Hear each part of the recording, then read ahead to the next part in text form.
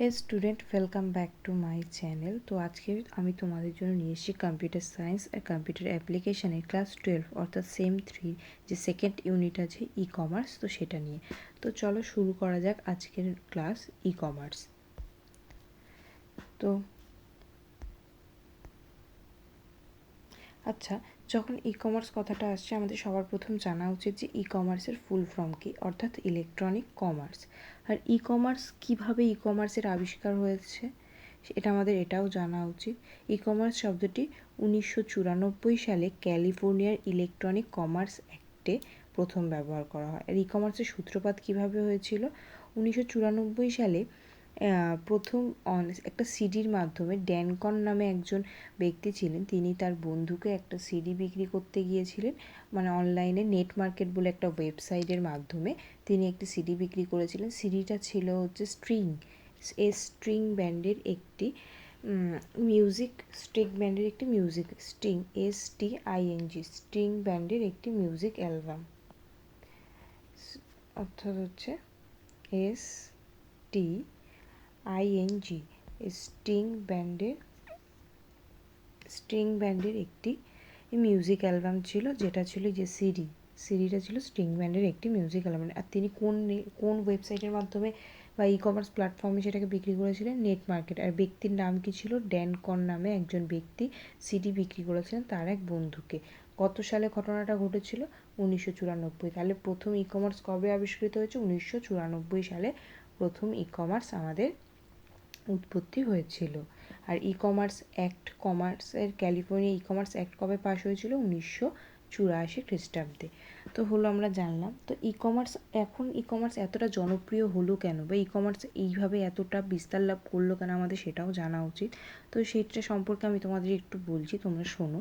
যে বিজ্ঞানের, এখন তো দেখতেই পাচ্ছ যে বিজ্ঞানের কীভাবে উন্নতি হচ্ছে। আমরা এখন যে যুগে এসে পৌঁছেছি সেই যুগটা তথ্য প্রযুক্তি আর ইন্টারনেট ছাড়া আর কিছুই নেই। এই প্রযুক্তিতে ইন্টারনেট ব্যবহার করে আমাদের কোনো কিছু, মানে ইন্টারনেট থাকলে কোনো কিছু জানা যাবে না এমন হতে পারে না। ইন্টারনেট থাকলে আমরা সব কিছু জানতে পারি। আমাদের দৈনন্দিন জীবন অনেক গতিশীল হয়, অনেক সহজ হয়ে গেছে এখন ইন্টারনেটের কারণে। আর ইন্টারনেট ব্যবহার করেই মানুষ সোশ্যাল মিডিয়া ও অনলাইনের মাধ্যমে কেনাকাটা শুরু করেছে। ইন্টারনেটের মাধ্যমে মানুষ ব্যবসা বাণিজ্য করছে। এই ব্যবসা বাণিজ্য, এখনকার দিনে যে ব্যবসা বাণিজ্য হয় সেটা অনেকটা হয়ে দাঁড়িয়েছে তথ্য নির্ভর। আর হচ্ছে মানে মানুষ কি কিনছে, কখন কিনছে, কিভাবে কিনছে, মানুষ কোন প্রোডাক্টটা বেশি কিনছে, এইসব যখন মানে আমাদের বিশ্লেষণ করতে হয়, তখন জিনিসটা আমাদের ব্যবসাটা হয়ে দাঁড়াচ্ছে আস্তে আস্তে তথ্য নির্ভর। এই তথ্য নির্ভর ব্যবসাটাকে মানুষ যাতে খরচ সাপেক্ষ, তো যেহেতু তথ্য নির্ভর হচ্ছে, ব্যবসাটাও বাড়ছে, খরচ সাপেক্ষ হচ্ছে, যাতে খরচ কমানো যায় তাই আমাদের নতুন একটি আবিষ্কার ই কমার্স, অর্থাৎ যেটা আবিষ্কার হয়েছিল 1994 খ্রিস্টাব্দে, কিন্তু সেটা আস্তে আস্তে এখন আমাদের আরও বেশি জনপ্রিয় হয়ে উঠেছে ই কমার্স। এক কথায় বলতে গেলে ই কমার্সটা কি?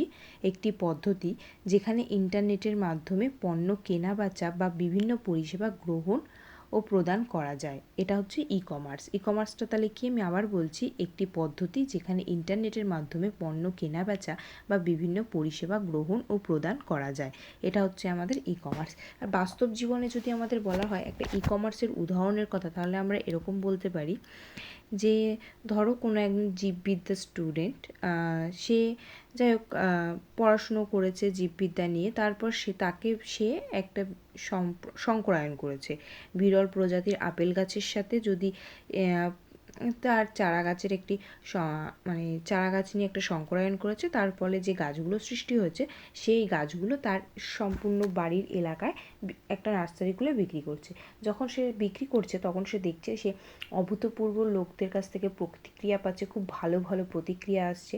তখন সে চিন্তা ভাবনা করলো যে আমি যখন আমার আশেপাশের লোকের থেকে এত ভালো প্রতিক্রিয়া পাচ্ছি, তাহলে আমি যদি জিনিসটাকে ছড়িয়ে দিতে পারি সারা বিশ্বের মধ্যে। তখন সে কী করলো? একটা ওয়েবসাইট খুললো। সেই ওয়েবসাইটের মাধ্যমে সে অ্যামাজন, ফ্লিপকার্টে সে তার প্রোডাক্টটাকে বা ওই শঙ্করায় যে গাছগুলো সৃষ্টি হয়েছিল সেই গাছগুলোকে দেখালো। ফলে বিশ্বব্যাপী তার গাছ দেখছে এবং কিনছে। এইভাবেই কিন্তু ই কমার্সের সূত্রপাত হয়। আর বর্তমানে ই কমার্সের সূত্রপাত কিন্তু এইভাবেই ঘটেছিল। ঠিক আছে, গেল। এরপরে আমাদের কী আছে? এরপরে হচ্ছে আছে হিস্ট্রি। ই কমার্স তো গেল, ই কমার্স কাকে বলে, কী হলো, ই কমার্সের হিস্ট্রি। ফার্স্ট ই কমার্সের হিস্ট্রি বলতে গেলে 1979 খ্রিস্টাব্দের কথা বলতে হয়। সেই সময় দেখো কে বলেছে, ব্রিটিশ উদ্ভাবক মাইকেল অ্যালড্রিচ প্রথম ইলেকট্রনিক শপিং সিস্টেমটির উদ্ভাবন করেন, যা আধুনিক ই কমার্সের গঠন করেছে। অর্থাৎ 1979 খ্রিস্টাব্দে কী হয়েছিল, ব্রিটিশ উদ্ভাবক মাইকেল অ্যালড্রিচ প্রথম ইলেকট্রনিক শপিং কথাটির উদ্ভাবন করেছিল। ঠিক আছে, তিনি কিভাবে ইলেকট্রনিক শপিং কথাটির উদ্ভাবন করেছিলেন? একটি টেলিভিশন সেটকে টেলিফোন লাইনের মাধ্যমে তিনি কম্পিউটারে সংযুক্ত করেন এবং এটি ব্যবহার করে পণ্য ক্রয়ের প্রতিক্রিয়া তিনি সম্পূর্ণ করার ধারণা দিয়েছিলেন। কিভাবে? তাহলে একটি টেলিভিশন সেটকে টেলিফোন লাইনের মাধ্যমে কম্পিউটারের সাথে সংযুক্ত করে পণ্য ক্রয় বিক্রয়ের একটি ধারণা দিয়েছিলেন। এইভাবে তিনি শপিং সিস্টেমের উদ্ভাবন করেছিলেন। তারপরে আমরা আসি 1991 খ্রিস্টাব্দে। 1991 খ্রিস্টাব্দে কী হয়েছিল? 1991 খ্রিস্টাব্দে হয়েছিল মার্কিন যুক্তরাষ্ট্রের ন্যাশনাল সায়েন্স ফাউন্ডেশন ইন্টারনেটের বাহ্যিক ব্যবহারের উপর নিষেধাজ্ঞা তুলে দেয়। তাহলে আমরা কি ব্যবসা বাণিজ্যের ক্ষেত্রে ইন্টারনেট ব্যবহার করতে পারবো? তার জন্য 1991 খ্রিস্টাব্দে national science foundation national science foundation কী করেছে আমাদের ইন্টারনেটের ওপর থেকে বাহ্যিক ব্যবহারের উপর নিষেধাজ্ঞা তুলে নিয়েছে। তারপরে আসি 1994 খ্রিস্টাব্দে। আমরা তো 1994 খ্রিস্টাব্দের কথা একটু আগেই পড়েছি যে ওয়ার্ল্ডে প্রথম অনলাইনে ক্রয় বিক্রয় সম্পূর্ণ হয়েছিল। আর এই সময় নিরাপদে যাতে অনলাইনে লেনদেন সম্পন্ন হয় তাই জন্য SSL বলে একটি প্রযুক্তির উদ্ভাবন হয়। SSL এর ফুল ফর্ম হচ্ছে সিকিওর সকেটস লেয়ার। তারপরে আসি 1995 খ্রিস্টাব্দে। এই সময় ই কমার্সের অভূতপূর্ব উন্নতি হয় এবং বিশেষ করে দুটি জনপ্রিয় প্ল্যাটফর্ম, ই কমার্স প্ল্যাটফর্ম এই বছর তাদের কার্যক্রম শুরু করে। একটা হচ্ছে ইবে আর একটা হচ্ছে অ্যামাজন। তার মানে 1995 খ্রিস্টাব্দে কারা তাদের কার্যক্রম শুরু করেছিল? ইবে আর হচ্ছে অ্যামাজন। আর 2000 সালে কিছু জনপ্রিয় ই কমার্স প্ল্যাটফর্ম রয়েছে, সেগুলি হলো PayPal, bitcoin, HBO, Jio, Walmart, Flipkart. এগুলো হচ্ছে সারা বিশ্বব্যাপী ই কমার্সকে জনপ্রিয় করে তুলেছিল। যাই হোক, তারপরে রয়েছে ই কমার্সের বিভিন্ন উদাহরণ সমূহ। ই কমার্সের বিভিন্ন উদাহরণ, প্রথম যেটা রয়েছে আমরা দেখতে পাচ্ছি যে অনলাইন মার্কেট প্লেস। এখানে এখন বলতে হবে যে অনলাইন মার্কেট প্লেসটা কী? এক ধরনের ডিজিটাল প্ল্যাটফর্ম যেখানে সরাসরি পণ্য কেনাবেচা করা হয়। তাহলে অনলাইন মার্কেট প্লেসটা কি? একটা হচ্ছে ডিজিটাল প্ল্যাটফর্ম যেখানে সরাসরি পণ্য কেনাবেচা করা হয়। কী কী এক্সাম্পল আছে? অ্যামাজন, ফ্লিপকার্ট, ইবে, আজকের ডিল, OLX এক্সেট্রা। এরপরে আসি ফুড ডেলিভারি সার্ভিসের সাথে তো আমরা সবাই এখন পরিচিত, কারণ আমরা এখন টুকটাক সবাই ফুড বাড়িতে নিয়ে এসে উবের ইটস, সুইগি, জোম্যাটো এইসবের মাধ্যমে আমরা খাবার খেয়ে থাকি। অর্থাৎ যেখানে এখানে তো তাহলে ফুড ডেলিভারি সার্ভিস বলতে আমরা কী বুঝবো? যেখানে সরাসরি রেস্তোরাঁ থেকে পছন্দ মতন খাবার অর্ডার করা এবং দ্রুততার সঙ্গে তার বাড়িতে ডেলিভারি পাওয়া যায়, এটাই হচ্ছে আমাদের ফুড ডেলিভারি সার্ভিস। এর মধ্যে পড়ে Swiggy, Uber it's, food panda, Zomato, KFC etcetera. তারপরে আসি ডিজিটাল কেনাবেচা মানেই আমরা বুঝতে পারছি যে অনলাইনে কিছু কেনাবেচা হচ্ছে। এবার অনলাইনে কিন্তু কী কেনাবেচা হয়? অনলাইনে প্রয়োজনীয় সফটওয়্যার, মিউজিক, ইবুক, ডকুমেন্ট ইত্যাদি কেনাবেচাটাই হচ্ছে আমাদের। বা অনেক সময় এটাও হয় নেটফ্লিক্সে যে আমরা সাবস্ক্রিপশান নিই, এগুলোও কিন্তু আমাদের সব ডিজিটাল কেনাবেচার মধ্যেই আসছে। তাহলে কী এক্সাম্পলের মধ্যে কী পড়বে ডিজিটাল কেনাবেচা? Google play, Apple app store, Netflix, Spotify etcetera. তারপরে আসি ট্রাভেল আর হচ্ছে টিকিট বুকিং। ট্রাভেল আর টিকিট বুকিং শুনলেই বোঝা যাচ্ছে যে কোথাও কোনো ট্রেনের, প্লেনের টিকিট বুক করা, থিয়েটারের সিট বুক করা এক্সেট্রার মধ্যে এগুলোর মধ্যে আসছে। তার মধ্যে রয়েছে বুক মাই শো, অ্যাগোডা, তারপরে স্কাই স্ক্যানার এক্সেট্রা। তারপরে আসি অনলাইন এডুকেশন মানে হচ্ছে অনলাইন শিক্ষা। এটা তো একদম স্বাভাবিক। এক্ষেত্রে শিক্ষার্থীদের জন্য একটি বড় সুযোগ তৈরি করা হয়েছে, যেখানে তারা বিভিন্ন কোর্স বা শিক্ষামূলক কন্টেন্ট অ্যাক্সেস করতে পারে। এটাই হচ্ছে অনলাইন এডুকেশন। মানে হচ্ছে অনলাইন এডুকেশন মানে ইন্টারনেটের মাধ্যমে স্টুডেন্টরা ফ্রিতে যে এডুকেশানগুলো পায় সেটাই হচ্ছে অনলাইন এডুকেশন। এর মধ্যে রয়েছে খান একাডেমি একটা, ফিজিক্সওয়ালা, আন একাডেমি, গিক্স ফর গিক্স, এই তারপর কোর্সেরা এক্সেট্রা। তারপর হচ্ছে পেমেন্ট সার্ভিস। পেমেন্ট সার্ভিস তো আমাদের এখন অনলাইনে হয়ে গেছে, অনেক রকম পেমেন্ট সার্ভিস আছে। তো যাই হোক, আমাদের এখানে রয়েছে হচ্ছে অনলাইন পেমেন্ট আর হচ্ছে দ্রুত বিল পেমেন্ট। কিসের মাধ্যমে করতে পারি আমরা? জিপে, ফোনপে, পেপ্যাল, বিকাশ, নাগাদ এক্সেট্রা। তারপরে আছে সোশ্যাল কমার্স। সোশ্যাল কমার্স মানে কি? যেখানে সোশ্যাল মিডিয়া প্ল্যাটফর্মের মধ্যে পণ্য ক্রয় বিক্রয় করা হয়, সেটাই হচ্ছে আমাদের কি সোশ্যাল কমার্স। তো সোশ্যাল কমার্সের মধ্যে কী কী পড়ে? Facebook market place, Instagram shop, TikTok etcetera. তো যাই হোক, তাহলে আর একবার কি বলে দিই তোমাদের, অনলাইন মার্কেট প্লেসটা কী? অনলাইন মার্কেটপ্লেস ডিজিটাল প্ল্যাটফর্ম যেখানে সরাসরি পণ্য কেনাবেচা বা বিক্রি করা। ফুড ডেলিভারি সার্ভিসটা কি? যেখানে সরাসরি রেস্তোরাঁ থেকে পছন্দ মতন খাবার অর্ডার করা হয় এবং তার দ্রুততার সাথে বাড়িতে ডেলিভারি পাওয়া যায়। ডিজিটাল কেনাবেচাটা কি? ডিজিটাল কেনাবেচাটা হচ্ছে অনলাইনে প্রয়োজনীয় ইন্টারনেটের মাধ্যমে অনলাইনে প্রয়োজনীয় software, music, ebooks, নেটফ্লিক্সের subscription etcetera ইত্যাদি পাওয়া। ট্রাভেল আর টিকিট বুকিংয়ের মধ্যে কি আছে? ট্রাভেল হচ্ছে ট্রেনের টিকিট, যেখানে ট্রেনের টিকিট, প্লেনের টিকিট, এই সিনেমা সিট বুকিং, থিয়েটারের সিট বুকিং এইসব করা হয়, সেটা হচ্ছে ট্রাভেল আর টিকিট বুকিং। অনলাইন এডুকেশন মানে হচ্ছে আমরা অনলাইনের মাধ্যমে যে এডুকেশন বা ফ্রি গুগলের মাধ্যমে যে আমরা যখন কোনো কিছু আটকে যায়, গুগলকে আমরা যখন জিজ্ঞাসা করি যে এডুকেশনে অনেকগুলো সাইট আসে, সেই সাইট থেকে যে জিনিসগুলো আমরা পাই সেটা হচ্ছে আমাদের অনলাইন এডুকেশন। পেমেন্ট সার্ভিস কি? যেগুলোর মাধ্যমে আমরা পেমেন্ট বা টাকা লেনদেন করে থাকি, যেমন জিপে, ফোনপে, পেপ্যাল এক্সেট্রা। তারপরে আছে সোশ্যাল কমার্স, যেগুলোর মাধ্যমে মানে সোশ্যাল কমার্স কথা হচ্ছে যেখানে আমরা যে ডিজিটাল প্ল্যাটফর্মগুলোতে আমরা মানে পণ্য কেনাবেচা করি। ডিজিটাল প্ল্যাটফর্ম মানে হচ্ছে ফেসবুক, ইনস্টাগ্রাম এক্সেট্রা। তো যাই হোক, তারপরে আছে main activity of e commerce. মানে হচ্ছে এবার আমরা আসছি ই কমার্সের কার্যক্রম। কিসে এলাম? ই কমার্সের কার্যক্রম। এটা কিন্তু খুব ইম্পর্টেন্ট, এটা একটু ভালো করে শুনতে হবে। যে ই কমার্সের মূল কাজ কী? সবাই জানে, ইন্টারনেটের মাধ্যমে পণ্যকে ক্রয় বিক্রয় করাই হচ্ছে ক্রয় বিক্রয় করা আর পরিষেবা গ্রহণ বা প্রদান করা, এটাই হচ্ছে আমাদের ই কমার্সের মেন কাজ। তাহলে আবার এগুলো কেন আসছে? যে ই কমার্সের মেন কাজ যদি ওটাই হয়, তাহলে এগুলো কেন আসছে? Product listing, catalogue management, digital marketing, product listing, catalogue management, order পরিচালনা করা, পেমেন্ট প্রক্রিয়াকরণ, আর কী আছে দেখি। আর আছে হচ্ছে আমাদের সার্ভিস অ্যান্ড সাপোর্ট, আর রয়েছে data analytics, security and privacy. তাহলে এগুলোই বা কী হলো? যদি আমার মেইন অ্যাক্টিভিটি, যদি আমার পণ্য কেনাবেচাই হয়, তাহলে এগুলো কী? এবার এগুলো সম্পর্কে আমাদের একটু জানতে হবে।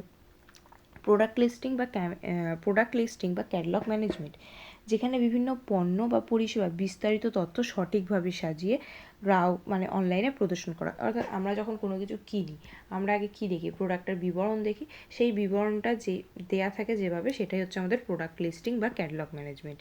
এখানে কি থাকে? পণ্য বা পরিষেবার বিস্তারিত তথ্য ও বিবরণ, পরিষেবার শর্তগুলি, পণ্য রেটিং এক্সেট্রা থাকে।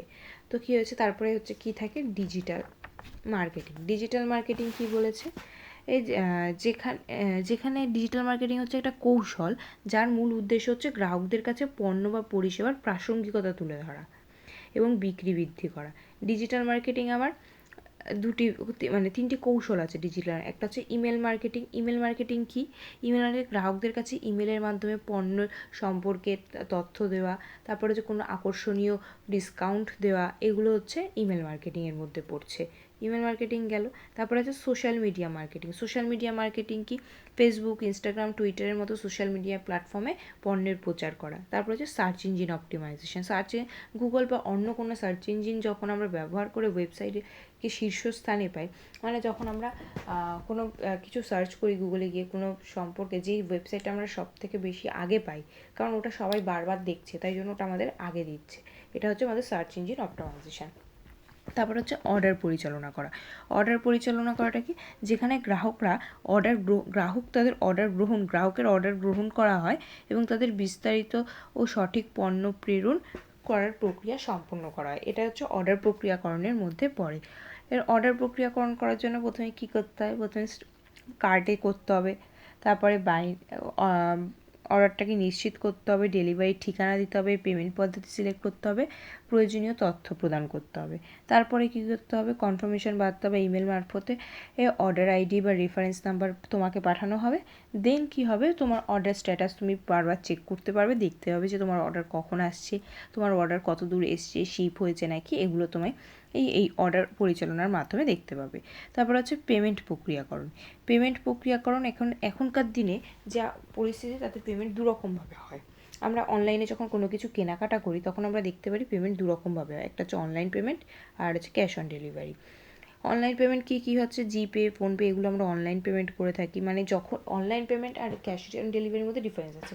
অনলাইন পেমেন্ট মানে হচ্ছে যখন আমরা প্রোডাক্টটাকে ক্রয় করছি তখনই আমরা পেমেন্ট করে দিয়ে থাকি। আর ক্যাশ অন ডেলিভারি আসলেও কিন্তু আমরা অনলাইন পেমেন্ট করি, ওইটা আলাদা। মানে আমরা জিনিসটা হাতে পাওয়ার পর পেমেন্ট করছি, সেটা হচ্ছে আমাদের ক্যাশ অন ডেলিভারি, সেটা আমরা হাতে টাকা দিই বা ফোনে টাকা, মানে জিপে বা ফোনপে দিয়ে টাকা দিই। আর অনলাইন পেমেন্টটা হচ্ছে যেটা আমাদের হাতে জিনিস আসার আগে আমরা পেমেন্ট করে দিয়েছি, এটা হচ্ছে আমাদের অনলাইন পেমেন্ট। তারপর আছে শপিং আর হচ্ছে লজিস্টিক। এই পয়েন্টটা মিস হয়ে গেছিলো। শপিং আর হচ্ছে লজিস্টিক, পণ্য সঠিকভাবে ও দ্রুত সময়ে গ্রাহকদের কাছে পৌঁছানোর জন্য ডেলিভারির ব্যবস্থা নিশ্চিত করা। এক্ষেত্রে পণ্য পরিষেবা দু রকমের হয়। একটা হচ্ছে ফিজিক্যাল পণ্য আর একটা হচ্ছে ডিজিটাল পণ্য। ফিজিক্যাল পণ্যটা কি, কুরিয়ার সার্ভিস বা ডেলিভারি পার্টনারের মাধ্যমে গ্রাহকের কাছে পৌঁছায়। আর ডিজিটাল পণ্য মানে হচ্ছে ইমেল বা ডাউনলোড লিঙ্কের মাধ্যমে তাৎক্ষণিকভাবে পাওয়া যায়। এটা তার মানে ফিজিক্যালটা কি, যেটা আমরা ডেলিভারি বয়ের মাধ্যমে বা ডেলিভারি যে দিতে আসে তার মাধ্যমে যেটা আমরা হাতে পাই। আর ডিজিটাল পণ্যটা কি, যেটা আমরা ইমেল মাধ্যম বা তৎক্ষণাৎ কোনো কিছু লিঙ্ক থেকে ক্লিক করে ডাউনলোড করার মাধ্যমে যেটা আমরা হাতে পাই। তো গেল। তারপরে হচ্ছে আমাদের আছে সার্ভিস অ্যান্ড সাপোর্টসের মধ্যে পড়বে হচ্ছে আমাদের গ্রাহক সহায়তা। গ্রাহক মানে হচ্ছে কোনো পণ্য কেনার পর সমস্যা হলে বা সমস্যার সমাধান করা আমাদের কাজ হবে ই কমার্সের। রিটার্ন আর রিফান্ড, যদি কোনো প্রোডাক্ট ভুল যায় বা কোনো প্রোডাক্ট যদি ক্ষতিগ্রস্ত হয়, সেটা রিটার্ন বা রিফান্ড, সেটা অবশ্য নির্দিষ্ট টাইম থাকে, সে তার মধ্যেই করতে হয়। তারপর হচ্ছে পরবর্তী সেবা, গ্রাহকদের মেম্বারশিপ, সাবস্ক্রিপশন, এগুলো প্রদান করা হচ্ছে আমাদের ই কমার্সের প্রধান কাজ। তারপরে হচ্ছে ডেটা অ্যানালিটিক্সটা কি, ডেটা অ্যানালিটিক্সটা হচ্ছে গ্রাহকের ক্রয়ের ধরন নির্ণয় করা। মানে যে গ্রাহক কী কিনছে, গ্রাহক কোনটা বেশি পছন্দ করছে, এগুলো গ্রাহক বারবার কোন প্রোডাক্টটা এসে আমাদের ওয়েবসাইটে চেক করছে, এগুলো কোন প্রোডাক্টের দাম বেশি চেক হচ্ছে, এগুলো চেক করা হচ্ছে ডেটা অ্যানালিটিক্সের কাজ। তাহলে হচ্ছে গ্রাহকের ক্রয়ের ধরন ফার্স্ট হচ্ছে, আর হচ্ছে আরেকটা হচ্ছে তথ্য ব্যবহার করে বিজনেস এর উন্নতি সাধন। এই যে গ্রাহকের ক্রয়ের ধরন, এটা মানে হচ্ছে গ্রাহকরা কোনটা বেশি পণ্য কিনছে, কীভাবে ব্রাউজ করছে তা বোঝা। আর হচ্ছে তথ্য ব্যবহার করে ব্যবসার উন্নয়ন, এটা কি বিশ্লেষণের মাধ্যমে বিজ্ঞাপন বা প্রচার করে উন্নতি করা তা নির্ধারণ করা। তারপরে সিকিউরিটি অ্যান্ড প্রাইভেসির মধ্যে প্রথম হচ্ছে পরে আমাদের গ্রাহকের তথ্য সুরক্ষা। মানে আমরা ওয়েবসাইটে যে আমাদের নিজেদের তথ্য দিচ্ছি সেটা যেন সুরক্ষিত থাকে। সাইবার অ্যাটাক প্রতিরোধ করা, যাতে কোনো সাইবার অ্যাটাক না হয়। তারপরে হচ্ছে ডেটা এনক্রিপশনটা কি, লেনদেন তথ্য বা গ্রাহকের ডেটা এনক্রিপ্ট, মানে SSL, ওই সিকিউর সকেটস লেয়ার, আর TLC transport layer security. TLC এটা হচ্ছে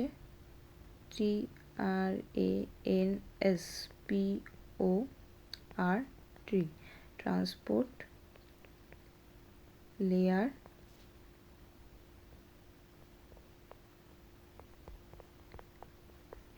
লেয়ার সিকিউরিটি। যাই হোক, গ্রাহক তথ্য সুরক্ষা, সাইবার অ্যাটাক, ডেটা এনক্রিপশন, মানে হচ্ছে দুটো পদ্ধতিতে ডেটা এনক্রিপশন হয়, একটা হচ্ছে SSL আর একটা হচ্ছে TLC, মানে হচ্ছে ট্রান্সপোর্ট লেয়ার সিকিউরিটি। এই মাধ্যমে ব্যবহার করে অনুমোদিত ব্যক্তির হাতে না পড়া, অনুমোদিত ব্যক্তি ছাড়া কারোর হাতে না পড়া। আর হচ্ছে দুই স্তরীয় অথেন্টিকেশন। এখন তো অথেন্টিকেশন সব জায়গায়, ফেসবুক, ইনস্টাগ্রাম, সব জায়গায় অথেন্টিক করতে হয় নিজেকে। তো হচ্ছে লগ ইন বা পেমেন্ট করার সময় ব্যক্তিকে অতিরিক্ত নিরাপত্তা বা ওয়ান টাইম পাসওয়ার্ড, মানে ওটিপি শেয়ার করা। ওটিপি মানে হচ্ছে আমার ওয়ান টাইম পাসওয়ার্ড।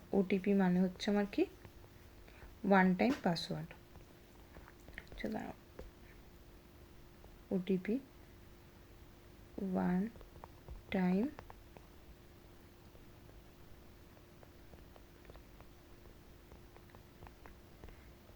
পাসওয়ার্ড। এটা হচ্ছে আজকের জন্য এইটুকুই। আর তোমাদের যদি অবশ্যই ভিডিও ভালো লাগে তাহলে লাইক শেয়ার সাবস্ক্রাইব করে দিও। Thank you.